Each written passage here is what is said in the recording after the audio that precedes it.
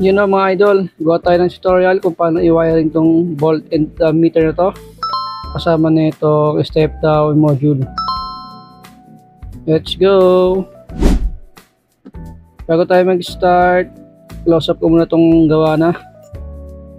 Sa mga hindi pa nakakaalam, ito nga pala ay utility box. Samahan to ng junction box and square box. Gamit to sa utility outlet and switch sa bahay nyo. Dito sa loob, naipasok ko na yung step down module sama ng volt and ammeter. Sa ibabaw, ito ay para sa solar panel papunta sa input ng step down. Then itong 2.1 jack para naman sa mga DC adapter.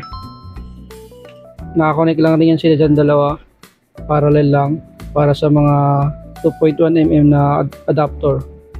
Yung sa ilalim, yung output, ito na yung wiring, fix kasi to, so gawa na lang natin.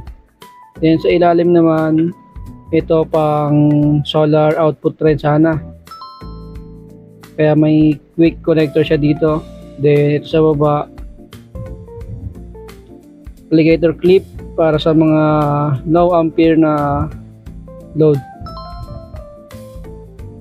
Okay, start na natin. Mga materials na kailangan natin, itong utility box, syempre kahit anong box na gusto nyo. Step down module na may 300 watts 20 ampere version. Then syempre itong ammeter and voltmeter. Female jack, yan. Then syempre wires 12, 13, 14 gauge, no, para mas makapal. Ito 18 gauge lang to, and alligator clip. Dito gawa tayo ng input na female jack, wala tayong box, so ito dapat gagamitin natin. Ito na lang muna ang gamitin natin sa ngayon, itong version na to ng female jack. Ito natin yan ilalagay sa input, no, papasok yun sa tornilyo, then i-screw natin. Yun, may input na tayo gamit ang DC jack. Yan. And ito, bubuksan natin to, volt and ammeter.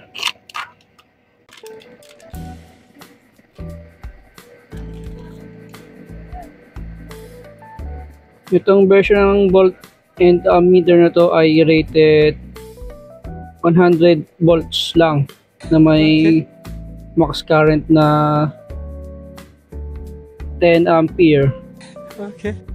Ibig sabihin hanggang 10 ampere lang yung kaya niyang i-output. Okay. And 100 volts input. Actually may wiring guide dito sa likod, sa manual. Ayan. Ang input nito is 4 to 30 volts lang. Pero pwede siyang i-inputan ng up to 100 volts. Basta yung 4 to 30 volts nyo i-separate. Dahil may separate input to. And yan, power supply, engine load. So gawin natin ng actual. Okay. Yan, ito yung volt and ammeter. Then sa likod ito. Itong wires na to, ito yan, makapal na malaki.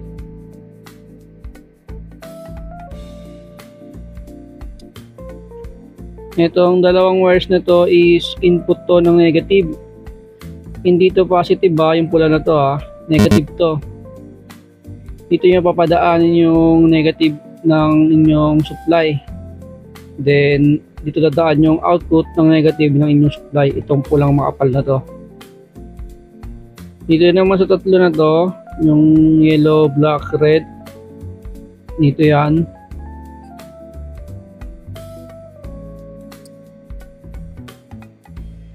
Itong yellow and red, magkasama to. Okay. Itong negative na to, hindi nyo na to gagamitin pag may input kayo na 4 to 30 volts. Hindi nyo na siya gagamitin na. Itupin nyo na to, then putulin nyo na tong dulo para hindi mag-short circuit. Ayan, yan. Itong red and yellow wire, magkasama yan sila. Nakatap yan sa positive supply.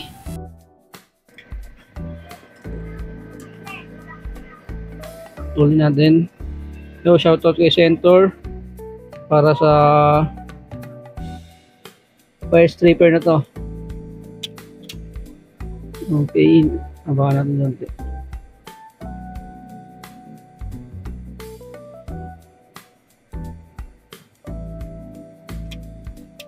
Yun. Sasamahin niya yan, ha.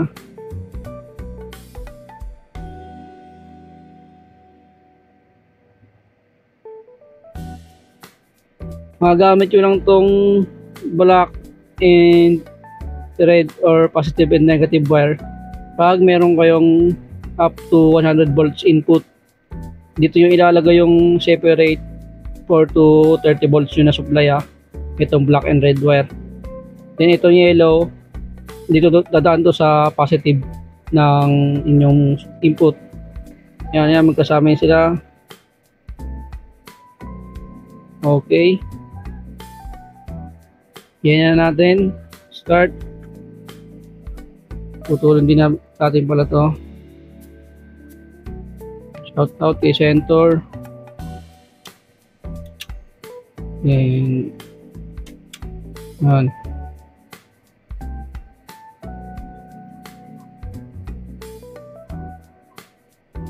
Ngayon, lagay natin ito sa negative side. Hanapin nyo yung negative. Ito yung negative.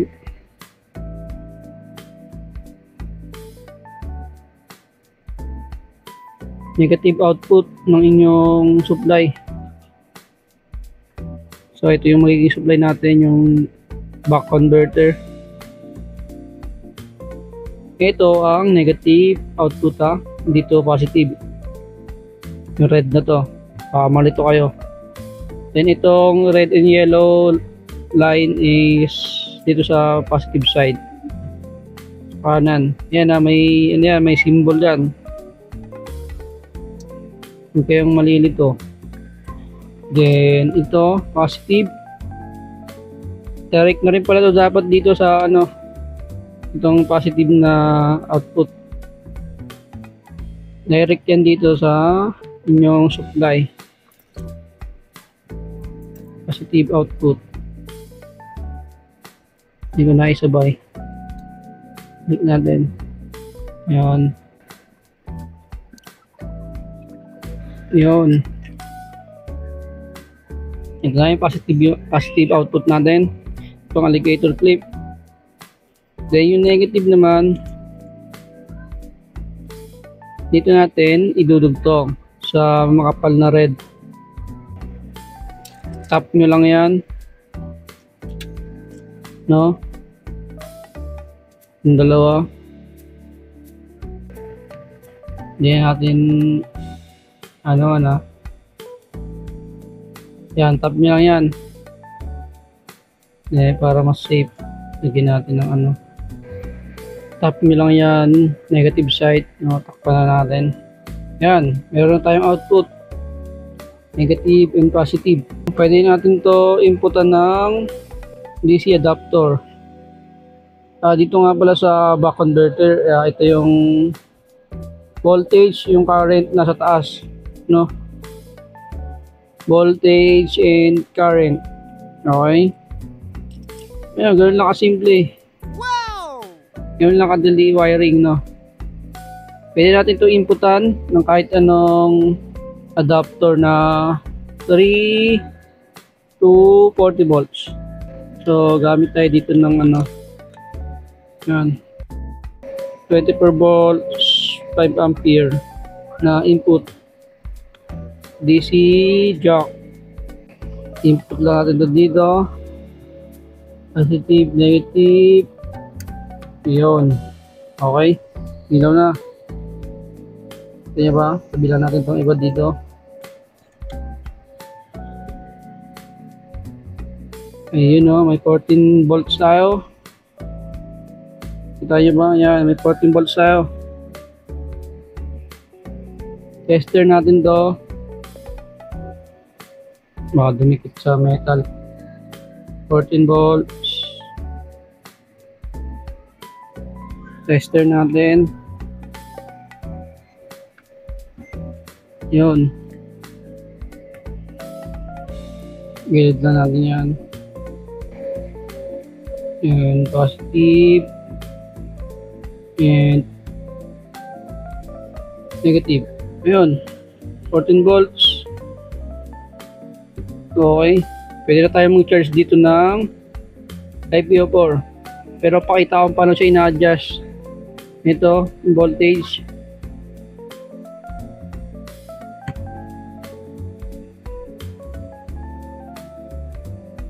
Yan, makita nyo nag-adjust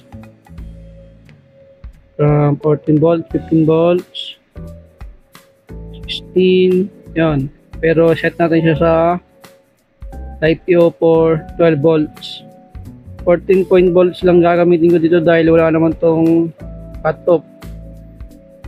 Puro bulk charging lang ang ginagawa na itong step down na to. Dito tayo sa safe na voltage para sa 12 volts ng LiPo4. Yan, 14 volts lang. Okay, try naman natin ngayon mag-charge ng battery. Gamit tayong 12 volts ko na to. Yung kita ba? Pinagkasya ko na lang. Yung gamit tayo na itong aking 12 volts. Okay, lagay natin itong negative. Then itong positive.